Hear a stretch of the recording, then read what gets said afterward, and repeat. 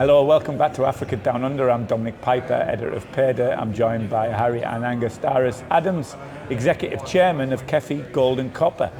Harry, thanks for joining us. Pleasure. Harry, you've been a long time participant in the Africa Down Under conference, largely through your Tulukapi gold project in Ethiopia. It's a really impressive project. Please give us a little bit of background on the project and what you're developing there. Well, it's actually quite a classic Kalgoorlie style open pit underground CIL free milling ore. You know, there's a number of them around this part of the world. The only thing unusual about this one is that it's in a country that hasn't had a modern mine hasn't had any mine development for 40 years. Number one. Number two, has gone through a period of some turmoil internally, which we had to contend with. But otherwise, a straightforward story. It's really only newness to the country and the country playing up on us for a few years, if you like. That's any different. How do you approach that then? How do you make sure you have patient capital, patient supporters, patient backers? With determination and difficulty. I think most people would respect our tenacity, and we now look forward to our success. And the prize is worthwhile. And any considered investor understands that going into a frontier market brings with it certain risks. I think I'd have to volunteer that we were surprised by some of the things that happened. We didn't anticipate such change in the country after we arrived. It was really a dream run in our first couple of years. We were invited in by the previous shareholders of the operator to overhaul it. They wanted a new broom, and we did all that quite straightforwardly. And we assembled the financing at the time. And then there was this euphoric introduction of democratic reform. And you'd have to say in hindsight that it was done a bit too fast, a bit too far-reaching, and people who'd never previously enjoyed such democratic rights across the spectrum, had unleashed upon them internal rivalries and conflicts that really derailed the economy and political stability for some years. Now, that's all history now. We stood there and defended our project and our people and never suffered for it from that point of view, other than the loss of time. But rule number one is you never risk safety of people and property, and we did all that properly. Having got through that chapter, it's game on again, if you like, and the country is really quickly back into the top 10 growth countries of the world. And this is perhaps the number one priority in the country. We were sort of the reformers. We were the first people to be granted exchange control exemption, any number of things. That one stands out, and so we've got our major banker credit approval has just passed recently. The second bank is processing its approvals.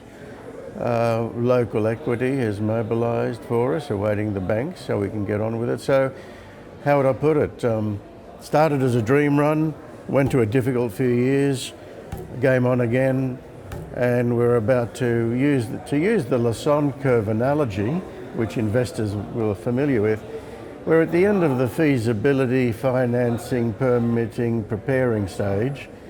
And what's theoretically meant to happen is an enormous upswing. and we're about to go into that.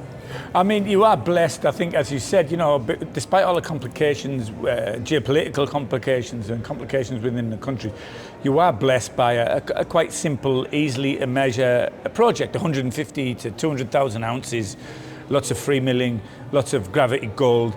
That must be a real benefit, is it, to have a project that you can sell on recognisable terms? Well, it was selected for that reason. The reasons we selected this particular project to focus on, having been invited in, we had a good look around the country. And Ethiopia is a good country. It's a great country. It's never been the only country in Africa that's never been colonised. It's the base for the African Union. but it suffered a blip, which we've talked about. So it's a good country, number one. Top 10 growth country it had been for 20 years running. Then it stalled, now it's in again. So good country. However, in looking at the idiosyncrasies of the specific project, the things that stood out to us as the big ticks were nowhere near a border, and borders in most of Africa can be quite fluid.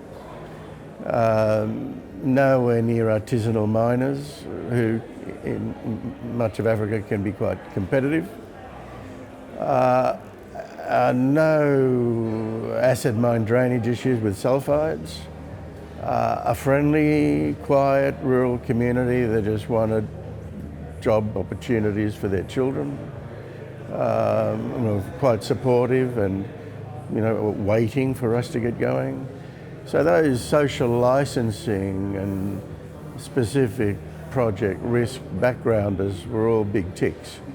And then you come to what you just said, 2.1 gram open pitable ore, free milling ore, 93-94% recovery. It ticked all those boxes for having a crack at something fairly straightforward. And so social licensing, location, and basic economic criteria, it's a good project. It's great to see. And so what's the future from here? What can we expect when we come and sit down here in 12 months' time? What can we expect you to tell us? We'll have started, we'll have moved some of the community that has to be moved, and this time, where are we? This will be well into construction this time next year. It's a 2-year build. It's that long because the first chunk of the time frame is really for the community. So that's where we should be, and we have a pipeline of other things to attack, so to speak. Whilst the rest of the world turned its back on the country, or much of the rest of the world turned its back on the country, we were on the ground and across the Red Sea in Saudi Arabia, pegging, positioning, and I think it'll pay off when everything gets cracking, and the world is now arriving. The largest North American IPO for mining was September last year in a decade, largest IPO for a decade, and it was to raise a couple $100 million for Ethiopia. So they're back on, Saudi and Ethiopia, Arabian Nubian Shield. You remember the Sentiment story, they were up in Egypt. It was a long haul for them, but they got there in the end, right? And it was a great story, and this will be a similar thing. Well, let's hope so. The Kefi is a great story like Sentiment has turned into. Harry, thanks for joining us today. Best of luck for the rest of the conference, and we look forward to hearing from you next year. And thanks for your hospitality.